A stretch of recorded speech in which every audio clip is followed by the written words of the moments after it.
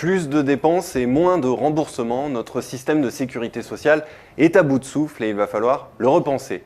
Mais quel modèle garantirait plus d'efficacité? Eh bien, pour alimenter la réflexion, j'ai invité une spécialiste de l'économie de la santé, Brigitte Dormont. Bonjour Brigitte Dormont. Bonjour. Alors, vous êtes professeure à l'Université Paris-Dauphine, titulaire de la chaire Santé Dauphine, et vous venez de co-signer une note pour le compte du CAE, le Conseil d'analyse économique, intitulée « Pour un système de santé plus efficace ». Alors, première question, quel diagnostic faites-vous de la situation? Qu'est-ce qui pose problème? Oui, alors l'idée, ce n'est pas forcément que notre système est dans un état catastrophique, mais que si on continue avec l'organisation actuelle, en fait, il n'y aura plus de possibilité de le financer dans des conditions acceptables. Alors, face à ces difficultés structurelles, est-ce que les complémentaires santé sont amenés à prendre le relais progressivement sur la sécurité sociale? C'est un petit peu ce qu'on a vu avec l'accord national interprofessionnel, c'est en tout cas le sentiment que l'on peut avoir. Oui, alors là, je dois préciser tout de suite que dans le cadre du Conseil d'analyse économique, on a pensé qu'il fallait produire 2 notes concernant le système de santé. Donc en fait, nous avons partagé notre réflexion en 2 parties. Une partie qui est une réflexion sur l'efficacité du système et sur les possibilités pour l'améliorer. Donc là, c'est l'objet de la note qui vient de paraître. Et nous allons préparer une note qui va sortir très rapidement sur les questions de financement et d'assurance proprement dites. Alors pour revenir sur les questions d'efficacité, l'idée c'est qu'effectivement pour l'instant il y a une couverture assez généreuse des dépenses, mais comme les dépenses de santé progressent plus rapidement que le produit intérieur brut, en fait pour couvrir toujours à 75% les dépenses de soins, il faut des prélèvements obligatoires continuellement croissants. Et de ce fait, on voit bien qu'on ne peut pas aller très loin dans ce fonctionnement, puisque ça va faire une progression des prélèvements obligatoires continuels. Et à l'heure actuelle, ce n'est pas tellement le genre de perspective qu'on accepte. Il faut moins rembourser alors? Alors, c'est là que nous réfléchissons et que nous produisons, enfin, ce que nous disons, c'est sur le diagnostic du système. Le système français couvre bien les soins, mais ne maîtrise pas du tout la dépense. Donc en fait, pour la même dépense, on peut gagner en efficacité, c'est-à-dire pour le même résultat, la même quantité de soins, dépenser moins. Et là-dessus, la première chose, nous avons 3 points très importants. Donc un point qui est sur les questions de remboursement, notamment, en particulier, la logique actuelle qui préexiste, qui prédomine depuis des décennies en France, c'est pour limiter la progression des prélèvements obligatoires de dérembourser partiellement, de couvrir partiellement les soins.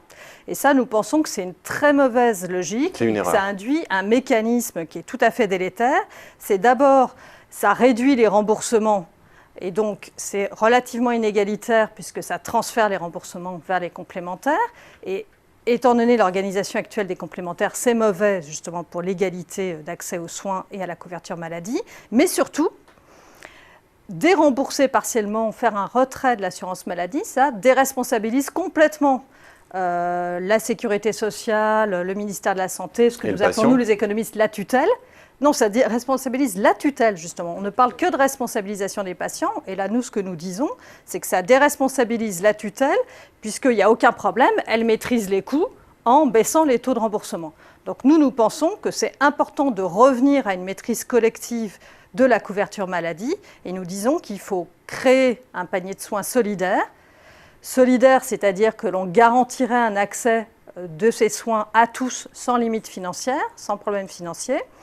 Et pour cela, il faut réfléchir collectivement aux soins qui sont prioritaires, qui doivent être couverts soit à 100%, soit avec une couverture en tout cas solidaire.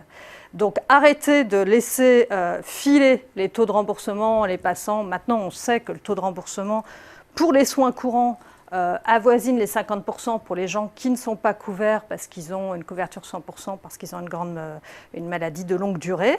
Donc pour un certain nombre d'assurés et la grande majorité des assurés, la couverture est très mauvaise pour les soins courants, commence à être mauvaise, et nous pensons qu'il faut arrêter avec cette logique. Donc revoir le périmètre. Revoir le périmètre, c'est-à-dire que le choix actuel, c'est d'avoir un périmètre très large et de baisser les taux de remboursement pour maîtriser la dépense publique. Nous, ce que nous proposons, c'est arrêter avec cette logique, parce qu'on ne maîtrise plus la dépense. C'est-à-dire que personne ne s'intéresse à maîtriser la dépense, étant donné qu'on maîtrise les coûts en baissant les taux de remboursement.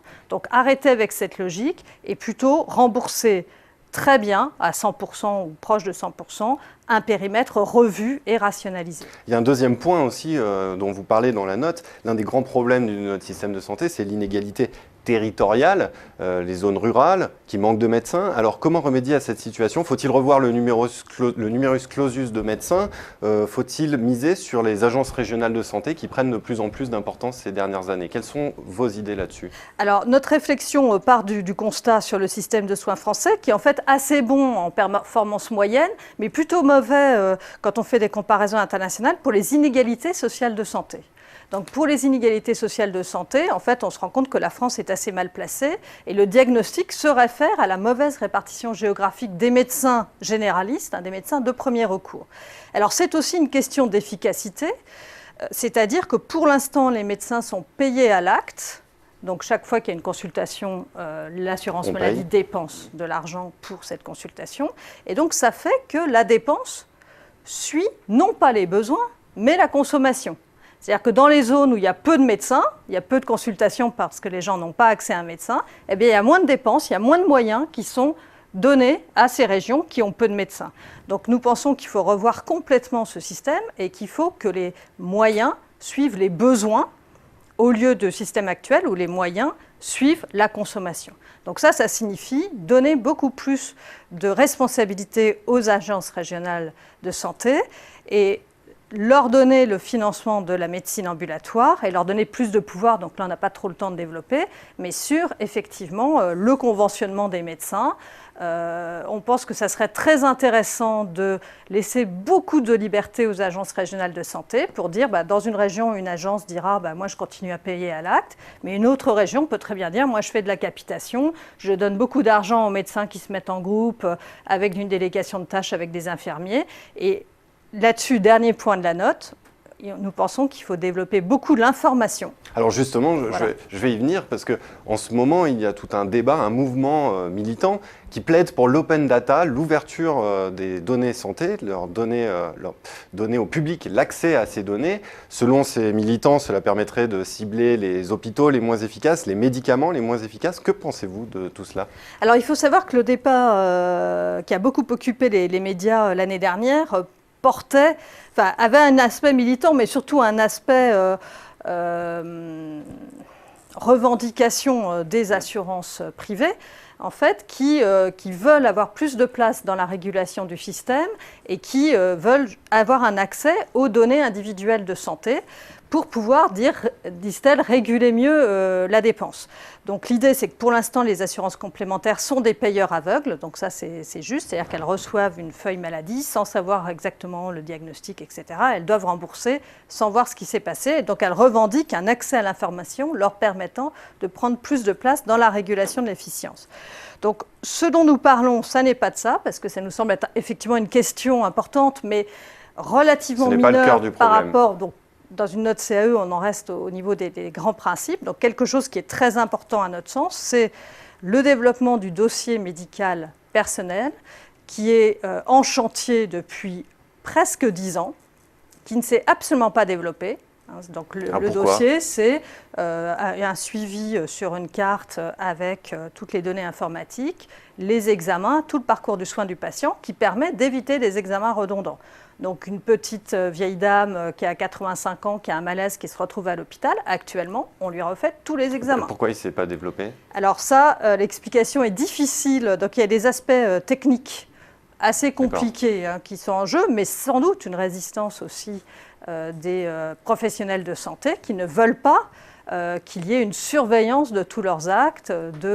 Mais bon, le bilan reste à faire. Là-dessus, je dois dire que je n'ai pas de connaissances particulières sur le dossier, mais en tout cas, actuellement, c'est catastrophique. Au lieu d'avoir tous les assurés, donc environ 60 millions de dossiers, il y en a 300 000 qui existent, et la moitié sont vides.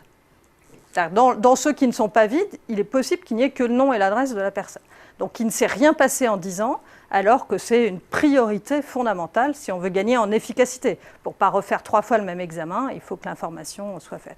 Alors autre point fondamental sur l'information, Pour l'instant, il faut une information sur la qualité des soins qui est délivrée dans les hôpitaux et dans les établissements d'hébergement pour personnes âgées dépendantes, puisque pour l'instant, il y a des tentatives, il y a un site officiel qui dit des choses sur la qualité des hôpitaux, mais qui est encore avec une information trop partielle, et c'est un véritable enjeu d'égalité devant la qualité des soins.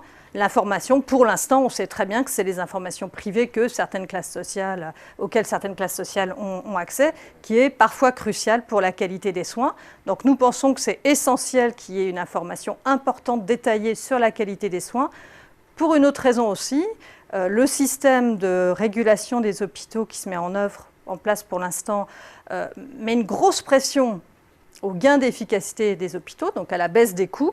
Si on ne met pas un point qui contrebalance ça pour un bon niveau de qualité, on risque d'avoir effectivement une baisse de la qualité des soins, parce qu'il y a juste une pression à la baisse des coûts sur les établissements. Donc il faut qu'il y ait une concurrence en qualité entre les établissements, et ça n'est possible que si les usagers sont bien informés.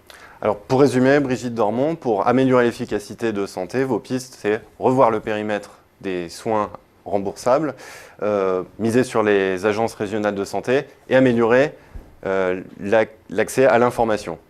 Voilà. Alors si je peux ajouter un petit mot, dans cette note, ce qu'on dit en conclusion, tout ce qu'on dit, en fait, ce sont des mécanismes qui sont identifiés. Mais pour l'instant, depuis 10 ans qu'on les a identifiés, il ne se passe rien. Donc ce qui nous semble important, c'est de changer de logique. Donc on dit changer de logique dans la définition du panier, arrêter de dérembourser partiellement, et changer de logique dans l'attribution des moyens, donner les moyens de la médecine ambulatoire aux ARS. Donc c'est un peu ça. Changer de logique pour améliorer notre système de santé. Brigitte Dormont, merci beaucoup d'être venue sur le plateau de Xerfi Canal. Merci. Merci beaucoup.